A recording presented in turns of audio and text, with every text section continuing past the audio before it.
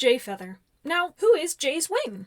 Alternatively, how would you describe Cinderpelt? How about Cinderheart? These pairs share something in common. In each case, supposedly, one cat is a reincarnation of the other. It's not a regular phenomenon for cats in the warrior's world to die and be reborn as different cats. In fact, the two examples I mentioned are just about all those that exist. But both sets contain prominent characters, and the connection the cats in each pair have to each other is given significant attention in their stories. And unfortunately, the ideas presented in these story arcs don't fit into the world they're in, and don't even match with each other. On one side, we have Cinderpelt and Cinderheart. In this case, StarClan saw her life as unfair, due to her injury stopping her from being a warrior, and reincarnated her into the kit who was born at the moment of her death, Sorreltail's kit, Cinderheart, who Cinderpelt died to save.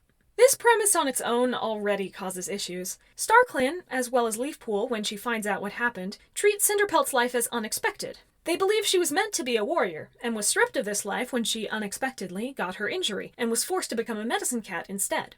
We can take the fact that her life-changing course was unexpected as mostly true.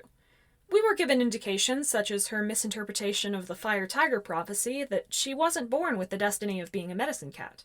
But even allowing for that, there's still the problem that it was Cinderpelt's life.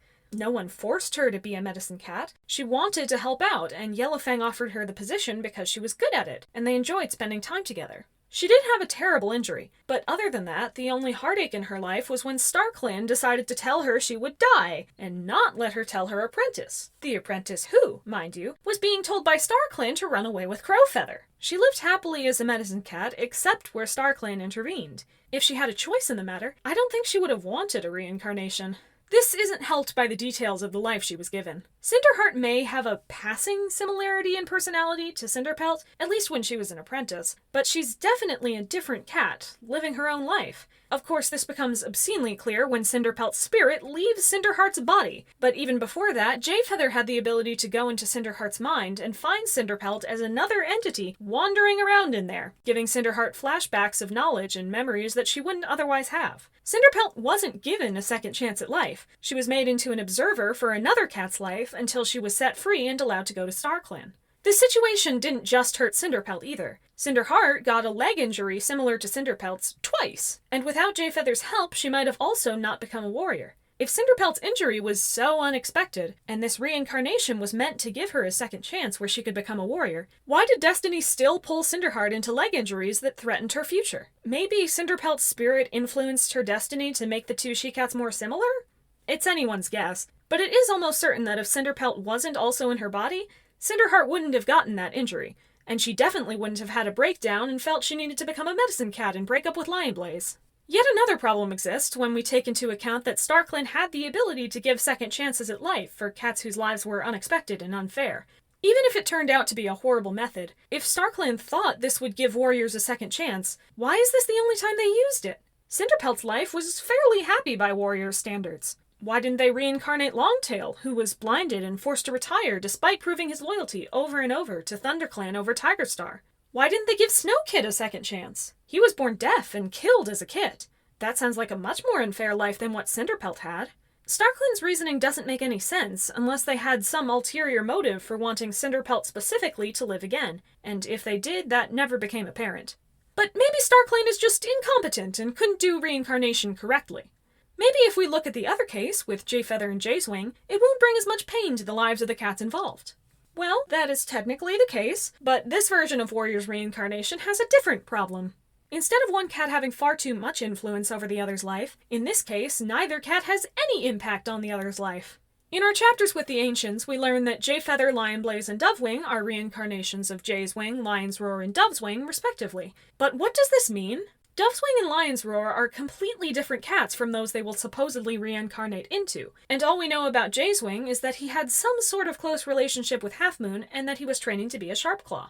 Of course, the three cats they are paired with are the three prophesized cats with superpowers in Firestar's time, but as the Ancients they were, they didn't have any special abilities and weren't treated any differently from the other cats there. In the present, the only one of the three that even knows about the Ancients is Jayfeather, and even he isn't directly affected by what is supposedly his past life. We don't have any spirits leaving bodies, no flashes of memory they couldn't otherwise have, no desires or personality traits that seem to stem from the Ancients that share their names. So what is the point of reincarnation in this case? Well, for Lion Blaze and Dovewing, the answer seems to be, nothing. But it is technically possible that Jayfeather needed his past life in order to connect with the ancients through his stick. Of course, when he does arrive in the past, he still has no access to the memories or personality of Jayswing, whatever they may be. He had to learn what a Sharpclaw was, that some of the ancients fished around the lake, that they voted to make decisions, and that he had a relationship with Halfmoon. If Jayswing was there at all, this should have been common knowledge for Jayfeather, and he should have been able to slip into the role easily, like Cinderheart being able to spontaneously describe what badgers were, and be afraid of them despite never seeing one. Where Jayswing is when Jayfeather is in his body is something of a mystery, especially since we know he didn't come with the ancients to the mountains after Long Shadows, and instead only appeared again when Jayfeather went back to see them once more inside of the moon. It's my personal headcanon that Jayswing is already dead when Jayfeather goes back the first time, since some of the ancients do comment about how long Jayswing was down there and how they were afraid he wouldn't make it out. But in that case, Jayswing would be little more than a body for Jayfeather to puppet, rather than a whole other life he has inside. This does, as a side note, make it a little strange for Jayfeather to fall in love with and romance Halfmoon, since whatever connection he and Jayswing have, they are definitely different cats, and Halfmoon is never made aware of which one she was speaking to or which one she fell in love with initially. But this is never brought up as a problem in canon, since, like Cinderheart's situation with Cinderpelt, Jayfeather's relationship with Jayswing is described with the term reincarnation. In Warriors, the term reincarnation is used in a strange way. I won't get into any real-world religions, but going by the basic dictionary definition, reincarnation is a term for the situation where a being is birthed again into either a new body or any other form of life. That being hasn't fundamentally changed, and they don't replace any spirits in the new form they take. They simply change their form and begin a new life. Warriors does not use reincarnation in this way, in either case.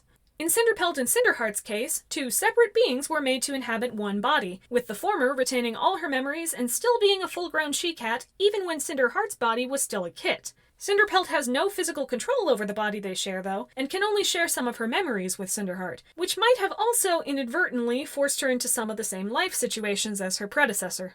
In Jayfeather and Jaywing's case, two separate beings lived at completely separate times with no similarities or connections other than the former being able to inhabit the latter's body in the past. No memories, feelings, experiences, or otherwise are exchanged between them, even when they might have shared the same body at the same time, and the reincarnation seems to have no effect on either cat's life as far as we know.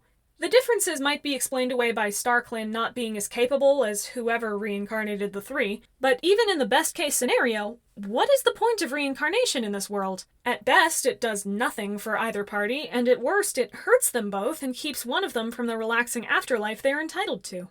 I'm not sure reincarnation is an accurate term to use in the case of warriors, given how different incarnations are so clearly different cats, but it is the one we're stuck with, and as long as no one in Warriors ever brings up a reincarnation again, maybe we can move past how strange and often creepy it can be in this world. Thank you for watching, and always remember that badgers are scary! I've never seen one, but still...